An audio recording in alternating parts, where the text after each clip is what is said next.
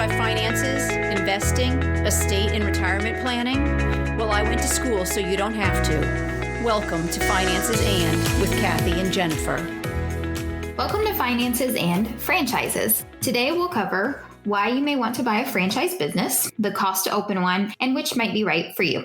So why might you want to buy a franchise business? Well, it offers a company that has a track record of sales and opportunity already. It is a ready-made business that you can pay to buy the processes, procedures, strategies, the branding they use, and the plans that they have made already and that have made them a successful corporation in the first place. What your job is going to be is to research the options, find the niche that you have an interest in, because you will be the owner of your own business when you buy this franchise. You're going to have to work harder than you've probably ever worked before, and you're going to spend countless hours in this business. You need to be passionate about the type of business you choose, and that could include things like restaurants, cleaning companies, pest removal. This list is hugely diverse to the companies that you could buy into. The cost of a franchise business depends on the success of the company that you're interested in buying. Newer companies could charge you $10,000, while clearly popular businesses can cost you up to $100,000 for franchise fees. You will also pay monthly fees for marketing material and ads, as well as the royalty fees you'd owe for using their name. Sharing your profits with the parent company will cut into your profits, but that's the trade-off of buying a company that already has a popular following. Have you ever considered franchising? You know, my husband and I have talked about it. We've kind of looked at prices of things, but it's not something that we will likely pursue. I think that's fair enough. I mean, just looking into it so you have some background knowledge, see if it's for you. I too have sort of looked into it. I found much more out when researching this, but probably it won't happen for me either.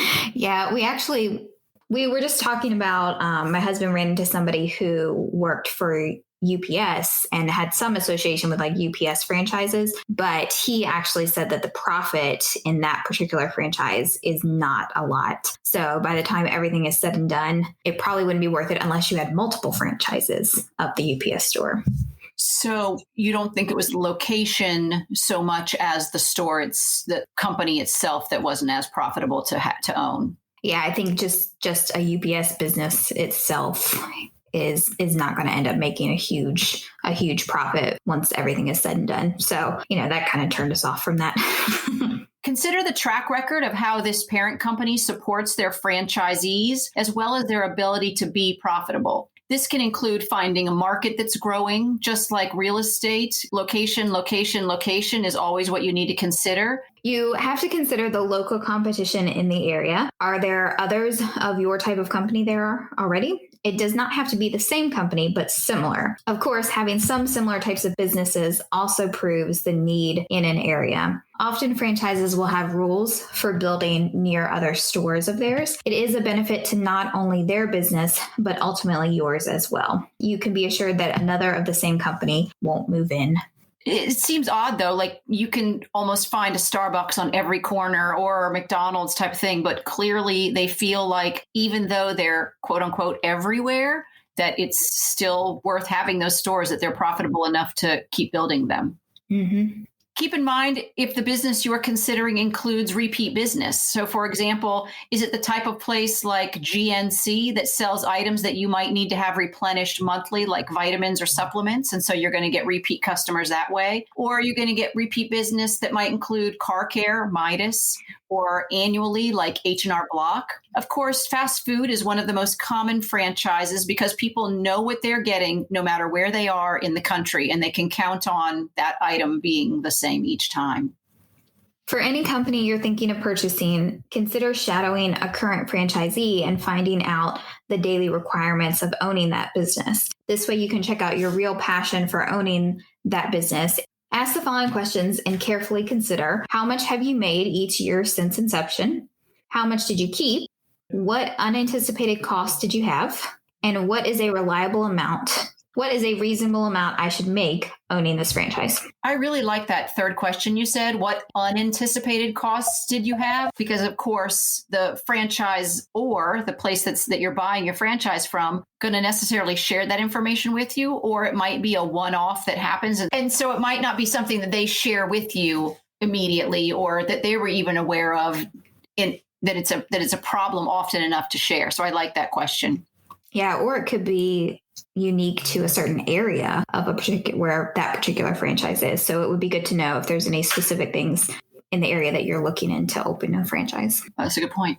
You've done it. You've decided on the franchise for you. You are going to need to hire an attorney, although it is not required. Buying a business is one of those things that you should protect yourself with legal advice. And of course, at this time, we are going to again suggest that you want to seek out a certified financial planner to look at all aspects of your personal taxes and finance plans. And that way they can help you plan out everything to do with your business and the rest of your personal financial plan. Franchisors, the people you're buying the franchise from, are going to look at from you, do you have enough funds to not only purchase your franchise fee, but also to keep the doors open in the first year? And we're going to hear a lot about those prices, which are pretty high, coming up. They'll also do a background check, including what your education is, what your work history is, and they'll want to hear why you want to own this particular company.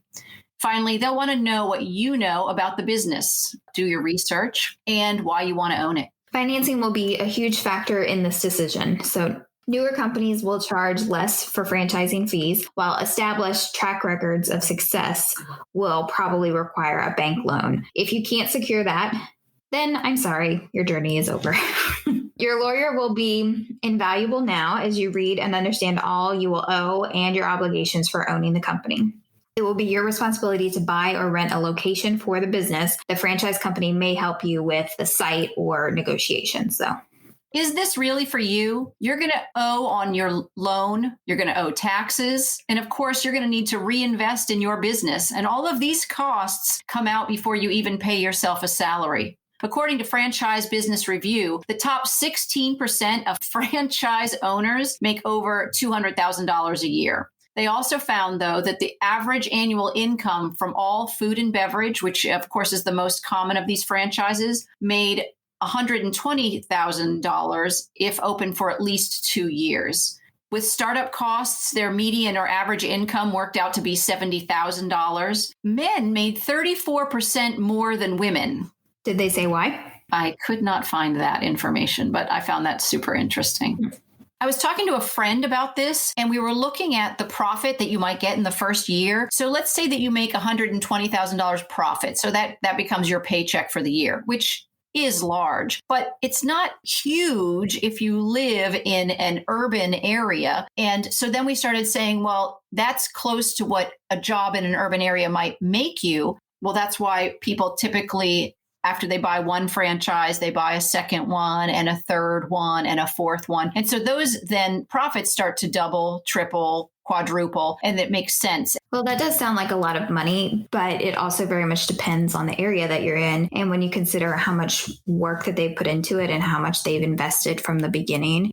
We found many lists of top franchises, so we decided to list just a few from different types of businesses that you might consider looking into. So as I mentioned, fast food is a very popular franchise. So McDonald's, KFC, Burger King, Domino's, Papa John's, those can all be franchised. Also other stores like Ace Hardware, Midas, Circle K, UPS stores like we mentioned, Fast Signs. Others that surprised us that you could franchise were things like Century 21, ServPro, Remax, Kumon Math, and Great Clips. Consider that McDonald's franchise fees, and that just means what you will pay McDonald's to buy their name, is $45,000. But your actual initial investment up front, at least the first year, is going to cost you anywhere from $1 million to $2 million. Dunkin' Donuts, their franchise fee was somewhere between $40,000 and $90,000. And again, their initial investment was $1 to $1.6 million. The UPS store franchise fee was $30,000, and the initial investment was $140,000 to $460,000. So Jennifer was just saying that she felt like the conversation they had made it sound like it wasn't worth the effort for the amount that they were making in profit, but just compare it to McDonald's or Dunkin'. I mean, those initial investments are fractional compared to buying one of them. Mm-hmm. My personal favorite, though, was Sonic, mostly because it's one of my favorite places to eat. And a Sonic franchise fee was $45,000. But again, their initial investment was $1 to $3.5 million just to start a new store. It makes me think about, you roll into a restaurant that has just opened in that area, and how much money did they just put into opening it, right? It's not something to sneeze at, right? Yeah, definitely. However, there are far cheaper options that we found. One in particular is Jazzercise. Their franchise fee is only $1,250 to start, with an initial investment of $2,500 to $38,000. We were just brainstorming maybe why it was so low, because it seems like possibly you're just sort of renting a space and a sound system and those types of things versus trying to buy equipment for a business like McDonald's or Sonic. Maybe on the flip side, you're ready to franchise your own business. So you become the franchisor and you try and find franchisees. You're going to be ready to sell your business name. You are going to be sharing your know-how, and you can expand your brand by doing this. Your capital investment for doing this will be at a minimum because you're just selling what you know about your company. Your growth is based on how many people you'll have on staff, the amount of capital you have, and the business, and sometimes where it's located. This is why some companies can open anywhere from 10 to 100 new restaurants a year. There are lots of steps to actually franchising, including legal documents, operation manuals for others to follow, trademark registration, and most importantly, a strategy. So if you're considering franchising out your own business for others to buy into, Business Weekly suggests make sure your business concept is something familiar, but it also has some kind of a unique twist. So maybe hamburgers with lemons on it. Is your current business profitable? And do you think it can continue to grow?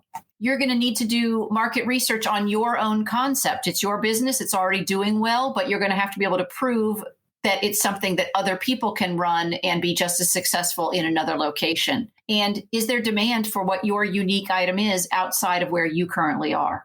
The franchisor is completely different than owning a business. You'll be supporting others in their venture versus working your own operation. So maybe this is not the best option. Instead, maybe you should expand to a new location yourself. The franchise will also cost you $100,000. And if you open your own location, the profits will be yours. So something to consider right now is COVID-19 and franchises. Since small businesses suffered during the pandemic, we wondered how franchises did. Since they own their own business, it seems like they'd have the same experience as small businesses. But in actuality, franchises have the backing of a corporation that they've bought into, and their ability to move into e-commerce was likely key to their being able to shift from some online offerings or curbside offerings as well. They also had the ability to access some of the PPP loans that their corporate offices applied for, something that independent businesses may not have. So maybe you've been considering starting your own business or considering buying into someone else's business idea. There is great profit to be had either way, but there's going to be a lot of hard work involved as well. Thanks for listening to Finances and Franchises. We know you chose to listen and we're grateful. If you enjoyed this episode, please subscribe and share, and consider leaving a review because it's helpful for us to bring financial education to others, and it helps people find us easily. Let us know what questions you'd like answered by going to our website at financesand.net. You can find our infographics on these topics here in the show notes and at our website. Finances and does not provide tax or legal advice, and nothing in this podcast can be construed as such. Always consult a tax, accounting, or legal professional for advice on your specific situation. Remember, I went to school, so you don't have to. But I wouldn't know. I've never jazzercised. Neither have I.